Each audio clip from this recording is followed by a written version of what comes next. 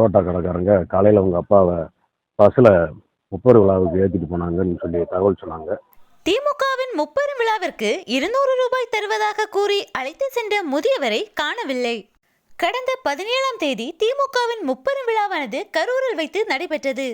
இக்கூட்டத்திற்கு கரூரை சுற்றியுள்ள பல்வேறு இடங்களில் இருந்தும் முதியவர்களை 200 ரூபாய் பணத்திற்காக வண்டிகளில் அழைத்து சென்றனர். கூட்டத்திற்கு சென்ற முதியவர் ஒருவரை தான் அதன் பிறகு காணவில்லை என அவரது மகன் தற்போது புகார் கொடுத்துள்ளார்.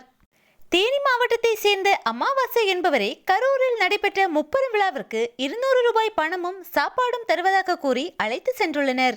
அவர் வயது மூப்பின் காரணமாக கடந்த 3 வருடங்களாக சற்று நிதானம் தவறி இருந்ததாகவும் கூறப்படுகிறது. இந்நிலையில் கரூரின் முப்பெரும் விழாவிற்கு சென்ற நிலையில் அவர் இன்னும் வீடு திரும்பவில்லை. அதைத் தொடர்ந்து அவரது மகன் பாலமுருகன் என்பவர் பேசுகையில், போயிட்டு மேடைக்கு மேல் பகுதியிலையும் மேடைக்கு அடிப்பகுதியிலையும் மேடை சுற்றி உள்ள அந்த வளாகத்திலையும் தேடணும், ஆள் கிடைக்கல. அதன் பிறகு அதை சுற்றியுள்ள பல கிராமங்களிலும் கரூரை சுற்றியும் தேடி இருந்தோம். இருப்பினும் தனது தந்தை கிடைக்காத காரணத்தால் தாந்தோண்டி காவல் நிலையத்தில் புகார் அளித்துள்ளார். தேனி மாவட்டத்தில் உள்ள திமுக பொறுப்பாளர்கள் யாருமே தொடர்பு கொண்டு என்ன நடந்தது என்று கேட்கவில்லை என வருத்தம் தெரிவித்துள்ளார்.